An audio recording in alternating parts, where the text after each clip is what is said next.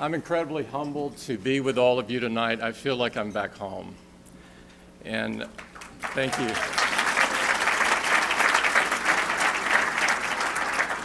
I'd like to thank Auburn University. I'd like to thank the College of Human Sciences. I'd like to thank the Dean and the President. It is truly a very, very special honor for me to receive this. And I'm sure that many others who have received it before I did deserved it more. But I can assure you that none appreciated it more. So thank you very much.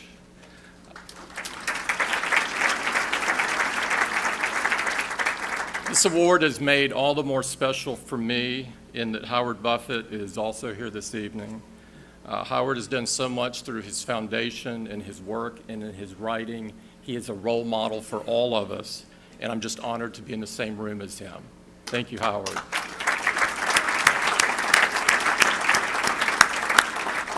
Now I'm going to make my comments brief, but I may ask for one extra second at the end because we all know how much of a difference that can make.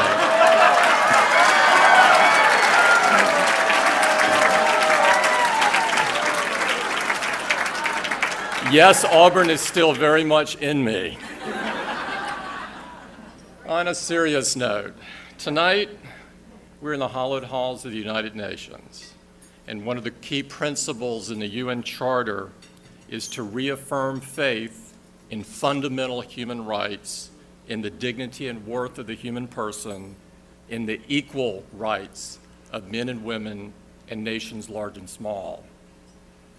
These are very simple, yet very powerful words, and they are at the core of my beliefs and values. Growing up in Alabama in the 1960s, I saw the devastating impacts of discrimination. Remarkable people were denied opportunities and treated without basic human dignity solely because of the color of their skin. And not far from where I lived, I remember very vividly witnessing a cross burning at such a remarkable family. This image was permanently imprinted in my brain, and it would change my life forever. For me, the cross burning was a symbol of ignorance, of hatred, and a fear of anyone different than the majority. I could never understand it, and I knew then that America's and Alabama's history would always be scarred by the hatred that it represented. Since these early days, I have seen and I have experienced many other types of discrimination, and all of them were rooted in the fear of people that were different than the majority. In my office, if you were so to come visit me, and I encourage you to do it, you would see 3 photos. 2 are of Robert Kennedy, and 1 is of Reverend Martin Luther King. They sacrificed everything, including their lives, as champions of human rights and human dignity. Their images inspire me. They serve as a reminder to me every day that regardless of the path that one chooses, there are fundamental commitments that should be a part of one's journey. For this reason and many others, I was very fortunate that my life's journey took me to Apple. In addition to finding a company and a founder unlike any other, I found in Apple a company that deeply believed in advancing humanity through its products and through the equality of all of its employees. Now, much has changed since my early days at Apple, but these values, which are at the very heart of our company, remain the same. These values guide us to make our products accessible for everyone. People with disabilities often find themselves in a struggle to have their human dignity acknowledged. They're frequently left in the shadows of technological advancements that are a source of empowerment and attainment for others. But Apple's engineers push back against this unacceptable reality. They go to extraordinary lengths to make our products accessible to people with various disabilities, from blindness and deafness to various muscular disorders. I receive hundreds of emails from customers every day. I read them all. Often they are written like one might talk to you at the dining room table at night. Last week, I received one from a single mom with a 3-year-old autistic son who was completely nonverbal. The child had recently been given an iPad, and as a result, his mother told me that for the first time in his life, he had found his voice. I receive scores of these incredible stories around the world, and I never tire of reading them. We design our products so they surprise and delight everyone who uses them. And we never, ever analyze the return on investment.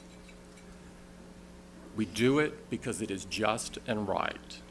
And that is what respect for human dignity requires. And it is a part of Apple that I am especially proud of.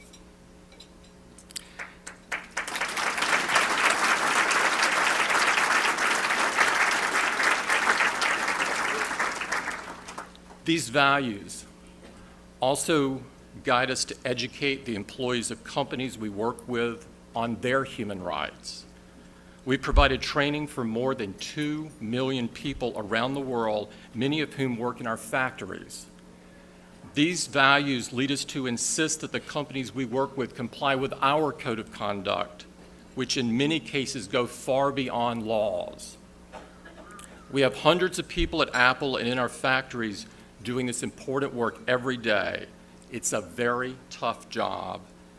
It requires honesty, resilience, and determination, and it all comes down to human dignity. These values have also recently guided us to support legislation that demands equality and non-discrimination for all employees, regardless of who they love. This legislation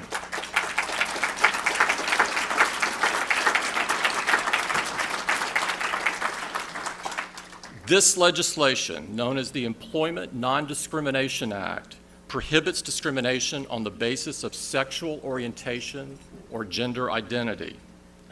I have long believed in this, and Apple has implemented protections for employees even when the laws did not. Now is the time to write these basic principles of human dignity into the book of law.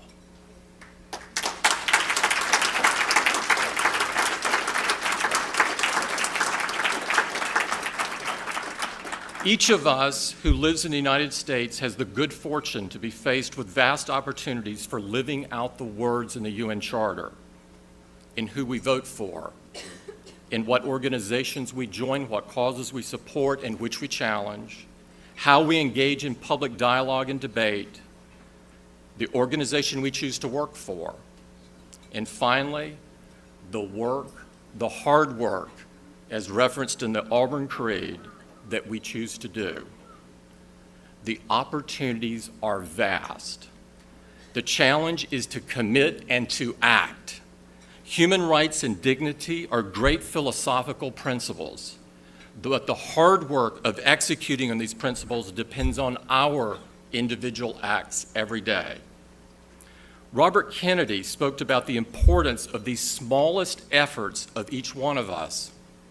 He said, and I quote, "Few will have the greatness to bend history itself, but each of us can work to change a small portion of events. Each time a man stands up for an ideal or acts to improve the lot of others or strikes out against injustice, he sends forth a tiny ripple of hope. Those ripples build a current which can sweep down the mightiest walls of oppression and resistance." Each generation is presented with its own unique opportunities to address inequality and injustice, to respect human rights and the dignity and the worth of the human person. This work is never finished, but it is always possible. As Nelson Mandela, who I am sure is on everyone's mind this evening, He said, "No one is born hating another person because of the color of his skin or his background or his religion or anything else.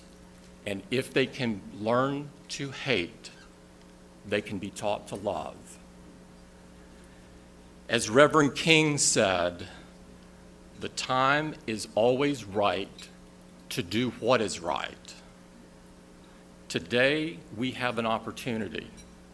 We have an opportunity to continue our progress with respect to race and also to embrace immigration reform and eliminate discrimination of the GLBT community.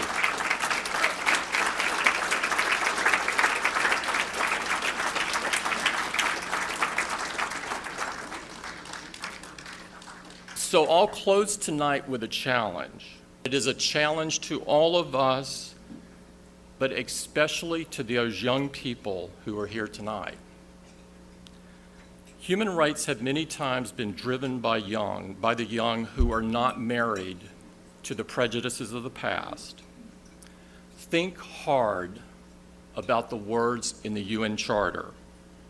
And if you believe as I do, push with all your might to influence your representatives to vote against discrimination.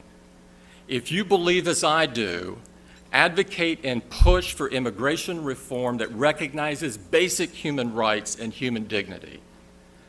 Both of these are great for the American economy, but do not do them because they are economically sound, although they are.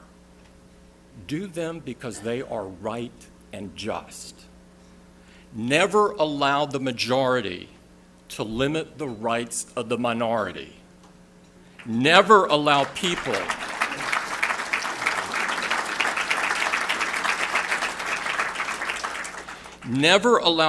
who fear anyone different from themselves to limit others' human rights or deny others' human dignity.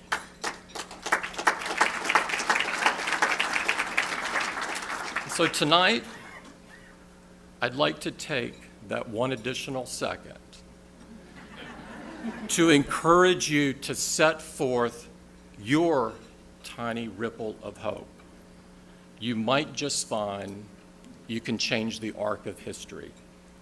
Thank you very much. I greatly appreciate the team and the award. Thank you.